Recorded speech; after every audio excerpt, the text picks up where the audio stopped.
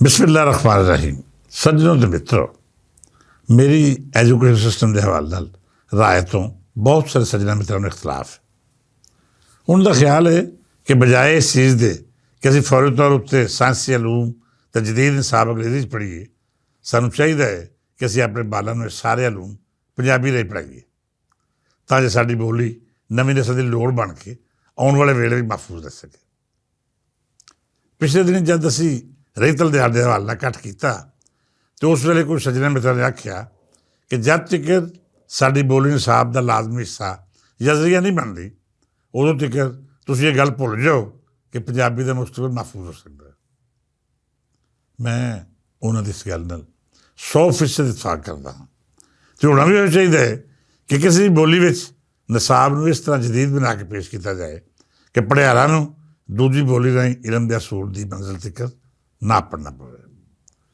पर इहदे नाल नाल सानूं अपने वेले विच दरपेश औकड़ां ते सदियों तो मौजूद मसाइल वाल भी नज़रसानी करनी पवेगी जिहड़े मुसलसल साडी रेतल नूं सिਉਂਕ भर के खा रहे हैं।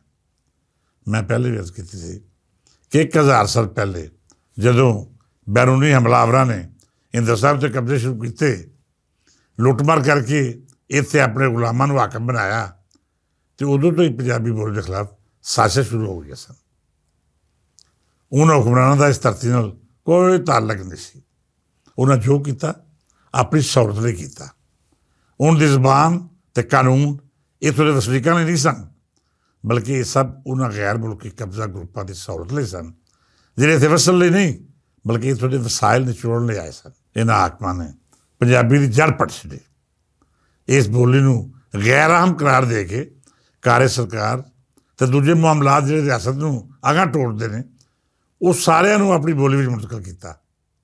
इस हिस्सा 1000 वारे तक जारी रहा और अज भी इसका तोड़ नहीं हो सकिया। मैं बड़े दावे नाल गल आखदा हाँ कि जेकर पंजाबी थावें कोई भी होर बोली हुंदी तो बड़ा अरसा पहला मर मुक जाती, पर पंजाबी बोली ने अपना वजूद कायम रख के ये साबित किया कि वो बहुत तगड़ी तो जानदार जबान है जिहड़ी कार्य सरकार तो दूर रह के भी अपना वजूद महफूज रख सकती है। मैं किसी हद तक मुगलों को कोई रियायत देना हाँ। उसकी वजह यह है कि जो बाबर इत्थे आया तो उन्हें फैसला कर लिया सी कि मैं परत के नहीं जाना। फिर जब अकबर का दौर आता है तो सानू तारीख दस दी है कि वो आप भी पंजाबी बोली च गलबात करता सी। ज़ाहिर है उन्हें एक लंबा अरसा लाहौर गुजारिया, इत्थों की वसों नाल राबता रखिया। इस वजह तो वो पंजाबी बोली तो जाणू भी सी ते अपने रोज़मर्रा विच पंजाबी अखर वरतदा भी सी। पर इसके बावजूद उसके दरबार की बोली फारसी रही। तर्जे हुकूमत शाहना तो जेडे उहदे दरबार नाल जुड़े लोग सन उन्हां विचों भी मुकामियां की गिनती बहुत घट सी। बहरहाल अकबर या फिर उहदे वड्डे वडेरे आने वाली नस्लां इत्थे ही दफन होए। मैं अकबर नूं इस गुनाह तो आज़ाद नहीं आखांगा कि उहदे हत्थां विच पंजाबी के कतल का लहू शामिल नहीं। जिथे उन्हें बहुत सारी इसलाहत कीतियां उत्थे उहनूं ये भी चाहिए सी कि 5 दरियावां की धरती नूं इहदी बोली दे के अजिहा तारीखी कारनामा अंजाम दिंदा जिहदे भारों असीं उहनूं अज चंगे अखरां विच याद कर रहे हुंदे। अकबर बादशाह मगरों शाहजहां दा पुत्तर दारुशकोह एक अजिहा किरदार सी जिन्हें पंजाबी सूफियां नाल मुहब्बत की। उन्हें तसव्वुफ के हवाले नाल कई रसाले भी लिखे। उन्हें शाह हुसैन का जिक्र भी किया तो पंजाब के होर सूफियां नूं भी अपनी लिखतां विच नुमाया करके पेश किया। मैं बड़े दावे नाल आख सकता हाँ कि जे औरंगजेब जिहा कट्टर हाकम हुकूमत पर कब्जा ना करता तो फिर हिंदुस्तान की हाकमी दारुशकोह कोल होनी सी। इहदा पंजाब वाल झुकाओ एडा वाजे तो तसव्वुफ की जरूरत एडी गूढ़ी सी कि मुमकिन हो सकता सी कि साडे देश की बोली नाल जो इस तो पिछा कई सदियों तो जुल्म हुंदा आ रहा सी वो रुक जाता। पर रब वालों पंजाब ते पंजाबियों का मजीद इम्तिहान मकसूद सी। सो दारुशकोह नूं कतल करके औरंगजेब जिहा हाकम हुकूमत सामभ के पंजाबियों के खिलाफ अजिहा मिजाज नाल सामने आया कि तारीख दे विचों उस दौर नूं ज़ालमाना अदवार विच शुमार किया जाए तो हरगिज़ गलत नहीं होएगा। औरंगजेब मगरों भी साडे नाल कोई चंगी नहीं हुई। जिहड़ा हाकम आया उन्हें साडी रेतल का कतल ही किया। सानूं तो अपने देश पंजाब के उस राजे नाल भी गिला है जिहड़ा इस कौम का हीरो अखवांदा है। मेरा मतलब ਮਹਾਰਾਜਾ ਰਣਜੀਤ ਸਿੰਘ ਹੈ, ਜਿਹਨੇ ਪੰਜਾਬ ਦੀ ਧਰਤੀ ਤੋਂ ਉੱਠ ਕੇ ਅਫਗਾਨਿਸਤਾਨ ਤੱਕ ਹਰ ਉਸ ਕੌਮ ਦੀ ਆਵਾਜ਼ ਟਾਈਟ ਕੀਤੀ ਜਿਹੜੀ ਸਾਡੇ ਦੇਸ਼ ਉੱਤੇ ਹਮਲਾਵਰ ਬਣ ਕੇ ਅੱਲੇ ਬੋਲਦੀ ਰਹੀ। ਇੱਥੋਂ ਲੁੱਟਮਾਰ ਕਰਕੇ ਲੁਕਾਈ ਦੀ ਜਮ੍ਹਾਂ ਪੂੰਜੀ ਲੈ ਜਾਂਦੀ। ਮਹਾਰਾਜਾ ਰਣਜੀਤ ਸਿੰਘ ਏਡਾ ਤਗੜਾ ਹੈ ਸੀ ਕਿ ਜੇਕਰ ਉਹ ਫਾਰਸੀ ਥਾਵੇਂ ਪੰਜਾਬੀ ਨਾਫਜ਼ ਕਰਨ ਦਾ ਫੈਸਲਾ ਕਰਦਾ ਤੇ ਰਿਆਸਤ ਆਪਣੀ ਉਸ ਪਹਿਚਾਣ ਨਾਲ ਅਗਾਂਹ ਵੱਧਦੀ ਜਿਹੜੀ ਸਦੀਆਂ ਤੋਂ ਮਸਕ ਕਰਨ ਦੀ ਕੋਸ਼ਿਸ਼ ਕੀਤੀ ਜਾ ਰਹੀ ਸੀ।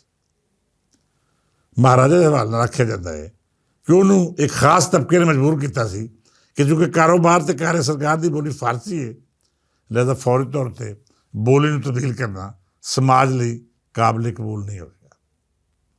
ਮਹਾਰਾਜੇ ਨੇ ਪੰਜਾਬੀ ਬੋਲੀ ਨਾ ਨਾਫਜ਼ ਕਰਕੇ ਆਪਣੇ ਖਾਤੇ ਵਿੱਚ ਇੱਕ ਅਜਿਹਾ ਗੁਨਾਹ ਲਿਖਿਆ ਹੈ ਜਿਹਨੂੰ ਕਮ ਅਜ਼ ਕਮ ਮੇਰੇ ਜਿਹੇ ਲੋਕ ਜਿਹੜੇ ਉਹਦੇ ਨਾਲ ਮੁਹੱਬਤ ਵੀ ਕਰਦੇ ਨੇ ਮਾਫ ਨਹੀਂ ਕਰ ਸਕਦੇ। ਸੱਜਣੋ ਤੇ ਮਿੱਤਰੋ, ਹਰ ਦੌਰ ਵਿੱਚ ਪੰਜਾਬੀ ਬੋਲੀ ਨੂੰ ਮਸਕ ਕੀਤਾ ਗਿਆ, ਖਾਸ ਕਰ ਅੰਗਰੇਜ਼ ਅਤੇ ਅੱਜ ਅੰਗਰੇਜ਼ ਦੀ ਪੈਦਾਵਾਰ ਅਫਸਰਸ਼ਾਹੀ ਇਸ ਬੋਲੀ ਦੀ ਰਾਹ ਵਿੱਚ ਸਭ ਤੋਂ ਵੱਡੀ ਰੁਕਾਵਟ ਰਹੀ। ਮੈਂ ਸਮਝਦਾ ਹਾਂ ਕਿ ਫੌਰੀ ਤੌਰ 'ਤੇ ਇਹ ਕਦੇ ਵੀ ਮੁਮਕਿਨ ਨਹੀਂ ਕਿ ਅਸੀਂ ਯਕਦਮ ਵੱਡੀ ਤਬਦੀਲੀ ਲਿਆ ਕੇ ਪੂਰੇ ਦੇ ਪੂਰੇ ਸਿਸਟਮ ਨੂੰ ਬਦਲ ਕੇ ਰੱਖ ਦਈਏ। ਸਾਨੂੰ ਪੰਜਾਬੀ ਨਿਸਾਬ ਉੱਤੇ ਕੰਮ ਕਰਨ ਦੇ ਨਾਲ ਨਾਲ ਉਰਦੂ ਜ਼ੁਬਾਨ ਵਿੱਚ ਜਿਹੜਾ ਨਿਸਾਬ ਪੜ੍ਹਾਇਆ ਜਾ ਰਿਹਾ ਹੈ ਇਸ ਤੋਂ ਜਾਨ ਛੁਡਾਉਣੀ ਚਾਹੀਦੀ ਹੈ। ਸਾਡੇ ਬਾਲ ਸਾਇੰਸੀ ਤਾਲੀਮ ਅੰਗਰੇਜ਼ੀ ਵਿੱਚ ਹਾਸਲ ਕਰਨ, ਜਿਹੜੇ ਮੁਕਾਮੀ ਮਜ਼ਮੂਨ ਨੇ ਉਹ ਉਰਦੂ ਦੀ ਥਾਵੇਂ ਖਾਲਸ ਪੰਜਾਬੀ 'ਚ ਪੜ੍ਹਾਏ ਜਾਣ। ਹਾਂ, ਰਾਬਤੇ ਦੀ ਬੋਲੀ ਹੋਣ ਦੇ ਨਾਤੇ ਇਖਤਿਆਰੀ ਮਜ਼ਮੂਨ ਦੇ ਤੌਰ 'ਤੇ ਉਰਦੂ ਪੜ੍ਹਾਇਆ ਜਾਏ। ਇਹਦੇ ਨਾਲ ਨਾਲ ਪੰਜਾਬੀ ਬੋਰਡ ਕਾਇਮ ਕੀਤਾ ਜਾਏ ਜਿਹੜਾ ਸਾਰੇ ਸਾਇੰਸੀ ਨਿਜ਼ਾਮ ਨੂੰ ਪੰਜਾਬੀ ਢਾਲ ਕੇ ਹਰ ਗੁਜ਼ਰਦੇ ਦਿਨ ਦੇ ਨਾਲ ਨਾਲ ਹੋਣ ਵਾਲੀ ਤਬਦੀਲੀ ਨੂੰ ਮੱਦੇਨਜ਼ਰ ਰੱਖੇ ਅਤੇ ਆਲਾ ਤਾਲੀਮੀ ਨਿਸਾਬ ਵਿੱਚ ਪੰਜਾਬੀ ਵਿੱਚ ਢਾਲਣ ਦੀ ਜ਼ਿੰਮੇਵਾਰੀ ਲਵੇ। ਇਸ ਹਵਾਲੇ ਨਾਲ ਮੈਂ ਜਨਾਬ ਰਿਆਜ਼ ਘੁੰਮਣ ਹੋਣਾ ਦਾ ਨਾਂ ਲਵਾਂਗਾ, ਜਿਹੜੇ ਆਪ ਇੰਜੀਨੀਅਰ ਹੋਣ ਦੇ ਨਾਲ ਨਾਲ ਸਾਇੰਸੀ ਮਜ਼ਾਮੀਨ ਨੂੰ ਸਮਝਦੇ ਵੀ ਨੇ ਅਤੇ ਜਿੱਦਾਂ ਦੇ ਹਵਾਲਾਜਾਤ ਨਾਲ ਵੀ ਪੂਰੀ ਅਗਾਹੀ ਰੱਖਦੇ ਨੇ। ਪੰਜਾਬੀ ਦਾ ਸਾਇੰਸੀ ਬੋਰਡ ਤਸ਼ਕੀਲ ਦੇ ਕੇ ਰਿਆਜ਼ ਘੁੰਮਣ ਨੂੰ ਉਹਦਾ ਚੇਅਰਮੈਨ ਮੁਕਰਰ ਕੀਤਾ ਜਾਏ ਅਤੇ ਇੱਕ ਅਜਿਹੀ ਟੀਮ ਬਣਾਈ ਜਾਏ ਜਿਹੜੀ ਲਾਲਚਾਂ ਅਤੇ ਲੋਭਾਂ ਤੋਂ ਦੂਰ ਖਾਲਸਤਾਨ ਪੰਜਾਬੀ ਬੋਲੀ ਦੀ ਤਰੱਕੀ ਲਈ ਕੰਮ ਕਰੇ ਅਤੇ ਨਿਸਾਬ ਨੂੰ ਪੰਜਾਬੀ ਬੋਲੀ ਵਿੱਚ ਢਾਲੇ। ਇਹੋ ਵੇਲੇ ਦੀ ਲੋੜ ਹੈ ਅਤੇ ਇਹੋ ਜ਼ਰੀਆ ਸਾਡੇ ਬਾਲਾਂ ਦਾ ਮੁਸਤਕਬਲ ਰੋਸ਼ਨ ਕਰ ਸਕਦਾ ਹੈ। ਸੱਜਣੋ, ਇਸ ਗੱਲ ਉੱਤੇ ਕੱਲ੍ਹ ਝਾਤ ਪਾਵਾਂਗੇ ਕਿ ਬੋਲੀਆਂ ਕਿਉਂ ਬਣਦੀਆਂ ਨੇ ਅਤੇ ਕਿਸੇ ਵੀ ਬੋਲੀ ਦੀ ਤਰੱਕੀ ਲਈ ਕਿਹੜੀਆਂ ਲੋੜਾਂ ਹੁੰਦੀਆਂ ਨੇ। ਪੰਜਾਬੀ ਬੋਲੀ ਕਿਉਂ ਪਿੱਛੇ ਰਹਿ ਗਈ ਅਤੇ ਦੂਜੀਆਂ ਬੋਲੀਆਂ ਕਿਉਂ ਤਰੱਕੀ ਕਰ ਗਈਆਂ। ਕੀ ਕਿਸੇ ਬੋਲੀ ਦਾ ਅਦਬ ਉਹਦੀ ਹਯਾਤੀ ਦੀ ਜ਼ਮਾਨਤ ਹੋ ਸਕਦਾ ਹੈ ਜਾਂ ਫਿਰ ਇਹਦੇ ਲਈ ਦੂਜੇ ਲਵਾਜ਼ਮਾਤ ਵੀ ਬਹੁਤ ਜ਼ਰੂਰੀ ਨੇ। ਇਸ ਦੁਆ ਨਾਲ ਇਜਾਜ਼ਤ ਦਿਓ ਕਿ ਰੱਬ ਸੱਚਾ ਸਾਡੇ ਦੇਸ਼ ਉੱਤੇ ਆਪਣੀ ਰਹਿਮਤਾਂ ਅਤੇ ਨੇਮਤਾਂ ਦੀ ਛਾਂ ਰੱਖੇ, ਇਸ ਧਰਤੀ ਉੱਤੇ ਵਸਣ ਵਾਲਿਆਂ ਨੂੰ ਆਪਣੇ ਹਿਫਜ਼ੋ ਅਮਾਨ ਰੱਖੇ। ਕੱਲ੍ਹ ਫੇਰ ਮਿਲਾਂਗੇ, ਇਜਾਜ਼ਤ ਦਿਓ, ਰੱਬ ਰੱਖਾ।